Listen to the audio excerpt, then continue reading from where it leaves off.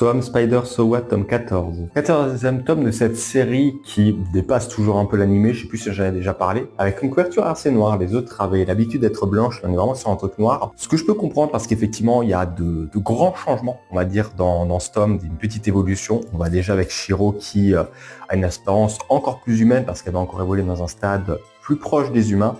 Forcément trop dévoilé, mais voilà, on a une grosse partie de ça. On s'est arrêté alors qu'il y avait une grosse alliance entre tous les peuples pour essayer d'affronter une sorte de vaisseau extraterrestre, ce que je retrouve un peu à la rigueur d'une image où l'on présente ça, une sorte de vaisseau extraterrestre qui était apparu, qui avait apparemment été capable de détruire complètement la Terre. C'est un peu le vaisseau en lui-même. Il serait capable de détruire la Terre.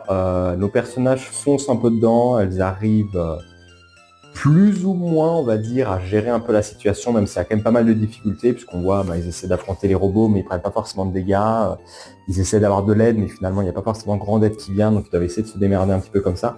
Shiro, l'héroïne, va quand même réussir à arranger la situation, et comme j'ai dit, évoluer dans un stade un peu supérieur, même si supérieur, les mots sont... peuvent être sujettis à peuvent être donnés à interprétation. Lisez pas d'ailleurs le synopsis derrière, parce que je l'ai lu juste un peu avant de lire le tome, ça spoil des petits éléments, bon, pas trop grave non plus, mais ça vous évitera de trop en savoir déjà et de garder la surprise là-dedans.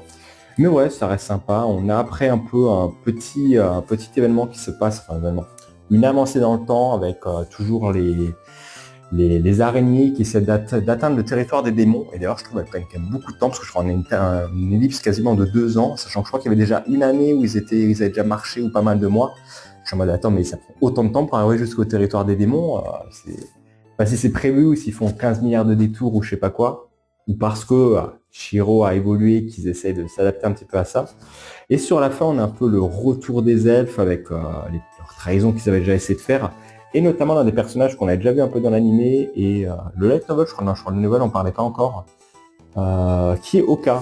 Je vous laisserai quand même la surprise aussi un peu qui est ce personnage pour ceux qui ne connaissent pas la série, mais ouais, on voit que vraiment on commence un peu plus à s'ouvrir plus au monde, plus aux autres personnages, et pas forcément que l'araignée.